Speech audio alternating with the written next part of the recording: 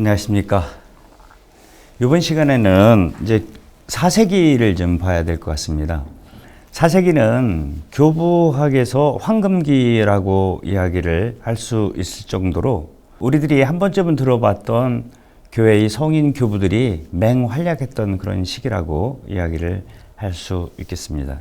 4세기 하면은 이런 그 황금기가 도래하게 된 아주 중요한 그런 계기들이 있죠.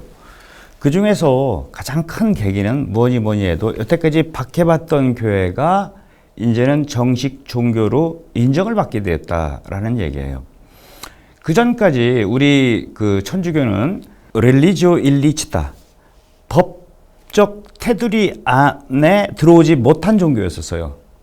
그런데 313년 그 유명한 콘스탄티누스 황제의 밀라노에서의 그 칙령을 통해 가지고 드디어 렐리지오 리치타, 즉 법적인 교회로 인정을 받게 되고 신앙의 자유를 획득하기에 이르게 됩니다.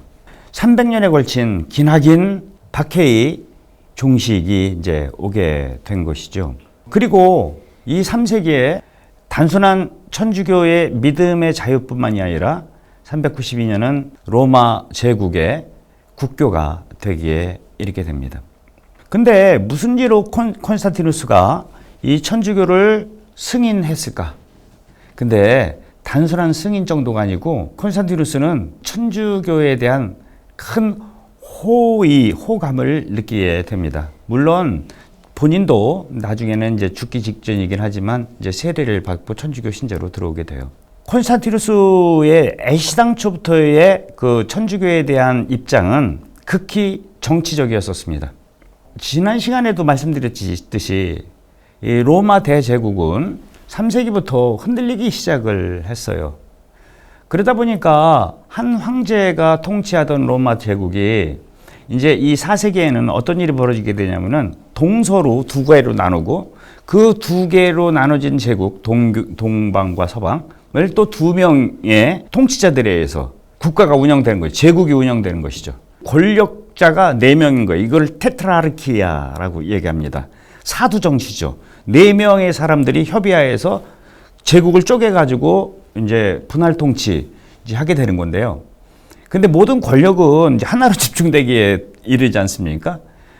아주 기나긴 그 정치 투쟁의 결과로 마침내 콘스탄티누스가 제1 그 권력자가 되게 이르게 되는 것이죠. 그러니까 한 명의 황제가 돼버린 거예요. 콘스탄티누스 때. 한 명의 황제인 것처럼 이 로마 제국도 하나로 일치할 수 있는 길을 찾아야만 됐던 거죠. 고대 로마는 원래가 로마에 가면 7개의 언덕이 있지 않습니까? 그 7개의 언덕 중에서 깜피돌리움이라는 언덕이 있어요. 로마에 가면은 거기 로마 시청이 지금 있는데 그 언덕에 로마의 제신들을 쫙 세워놓고 이 신들을 함께 공경하는 사람들이 로마인이었거든요. 근데 이게 안 통하게 되는 거예요.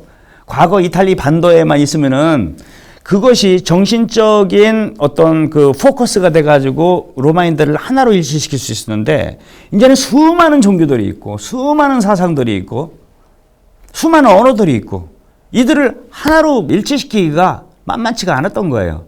그런데 콘스탄티누스가 보니까 이 박해받는 이 그리스도교는 어느새 자신의 제국 내에 다 퍼져 있어. 심지어는 황실까지도. 콘스탄티누스가 박해를 하지 않을 수밖에 없었던 이유는 자기 엄마가 천주교 신자였거든요. 그 유명한 성녀 헬레나입니다. 콘스탄티누스는 그리스도교를 도구로 모든 제국 내 사람들을 하나로 일치하고자 싶은 그런 정치적 의도가 있었던 것이죠. 하나의 제국, 하나의 종교, 하나의 하느님, 하나의 신앙. 근데 이제 문제가 생겨요. 무슨 문제가 생기게 되는 거냐면은 천주교가 여태까지 박해받는 중에서는 지하에 있었지 않습니까? 그리고 3세기부터는 지하에 있는 그 교회들도 저마다 자기들의 팀 컬러를 가진 그런 신학이 이제 발전되기 이렇죠. 알렉산드리아 학파, 로마 학파 뭐 이렇게 북부 아프리카. 이 지하에 있을 때는 몰랐는데 지상에 딱 올라와 보니까 아이고 교회가 하나가 아닌 거예요. 너무나 다른 거예요, 이게. 예를 들자면은 읽는 성경책이 다 달라요. 더 기가 막힌 얘기는 부활이 우리 신앙의 핵심이잖아요. 부활절 날짜가 달라요. 더 기가 막힌 것은 그들이 믿는 신앙이 다르다라는 거예요. 전례와 신경이 다른 거는 고사하고 신앙이 그 핵심마저도 이제 다르게 되는 거예요. 그러면서 수많은 이단들이 이제 우후죽순처럼 나오게 되죠. 동방의 가장 대표적인 건 아리우스 이단, 서방의 도나투스, 펠라기우스, 아폴리나리우스, 반성령동자들 등등 막 수많은 이단들이 이제 나타나게 되는 것이에요. 그 중에서 가장 대표적인 게 이 아리우스예요. 이 아리우스가 왜 위험한 거냐면은 우리는 그리스도교잖아요. 근데 아리우스가 생각하는 그리스도는 이게 모든 그 그리스도 신자들이 받아들일 수 없게 되는 겁니다. 아리우스에게 있어서 이 그리스도는 두 번째 하느님인 거예요. 진짜 하느님이신 성부 하느님께 종속되는 거라는 거예요. 그러니까 무슨 말이에요? 콘스탄티누스의 입장에서 볼 때는 교회가 하나인 줄 알고 그 하나를 이용해서 제국을 하나 시키려고 했는데 교회가 하나가 아니었던 거예요.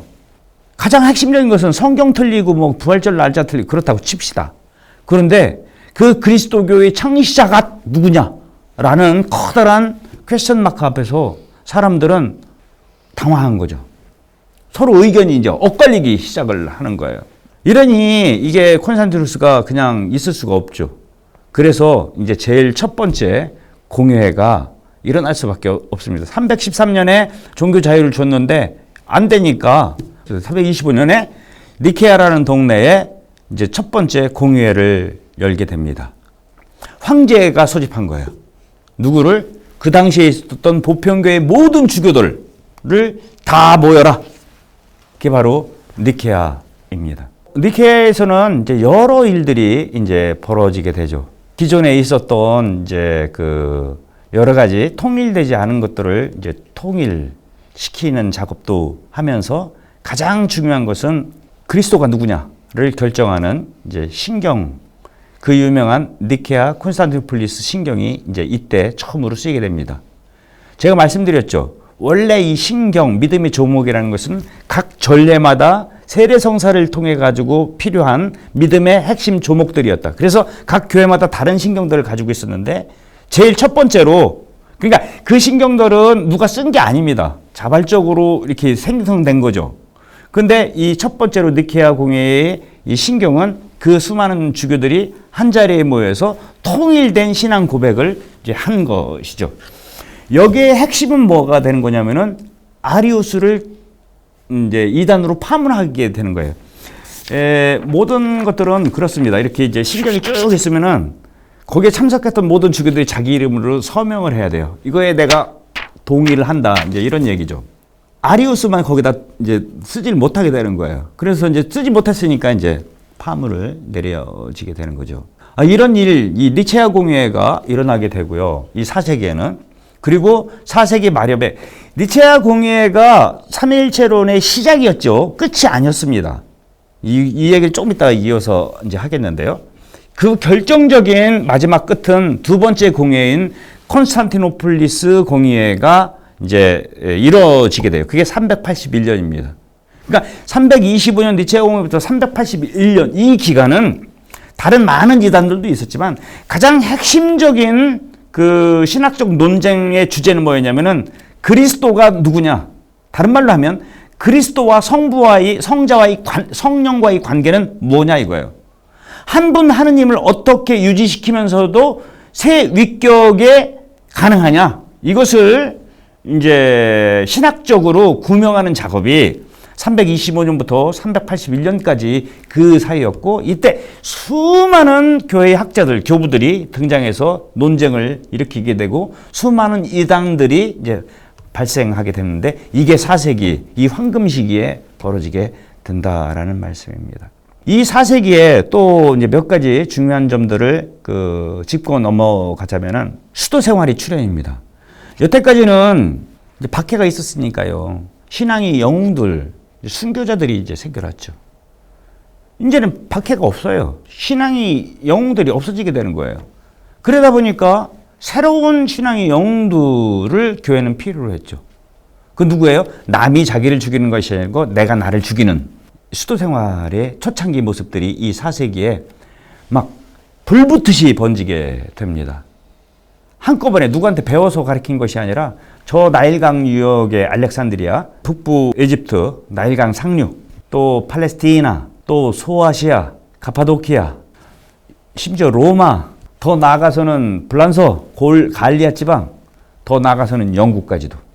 이런 일들이 이제 요원에 불붙듯이 확 퍼지게 되죠. 이 수도 생활이 이 4세기에, 물론 그 이전에도 수도 생활에 대한 흔적들은 있었어요. 근데 이렇게 조직적인 하나의 운동, 평신도 운동으로서 교회의 새로운 영적 영감, 활력을 집어넣는 그런 일들이 이 4세기에 일어나게 되죠. 또 이 4세기는요, 기존에 있었던, 이제 여태까지는 지하에서 있었으니까 뭐 그렇다 할 만한 전례, 뭐 핵심적인 미사의 전례 이런 거 세례 성도 있겠지만 지상으로 오게 되면서 이제 이런 전례들이 이제 되는 것이죠. 황제의 의전, 하느님의 황제보다 더 높잖아요. 하느님 공격에는 그런 예절들이 이제 생겨나게 되고요. 이렇게 긍정적인 면도 있지만 부정적인 면도 있습니다. 왜냐하면은 교회의 외형적인 성장 이면에는 부정적인, 그러니까 극히 세속화되고, 여태까지는 박해시대 때는 신앙을 갖는다라는 것은 뭐예요? 자기 목숨을 걸고 하는 거였거든요. 이제는 그렇지가 않아요. 출세를 위해서, 이웃과 잘 지내기 위해서, 주교들도 심지어는 좀 직책을 가기 위해서, 뭐 이런 그 세속주의가 교회에 들어오게 되고, 그렇기 때문에 교회는 쇄신해야만 했던 것이죠. 이 쇄신에 수도 생활은 큰 몫을 했어요. 근데 또 다른 것도 필요했죠. 이제는 교리 체계라는 것이 필요하게 됐습니다. 체계적인 이제 교리가 이제 이때부터 이제 이루어지게 되죠. 이런 모든 일들이 이 4세기에 이제 벌어지는 일들입니다. 어마어마한 이단들도 있었지만 그 이단들과 교회의 여러 가지 문제점들을 해결하기에 나타난 불세출의 이제 교부들이 이때 등장하게 되는 것이죠. 이 4세기 교부들은 너무 많기 때문에 다 할 수는 없고요.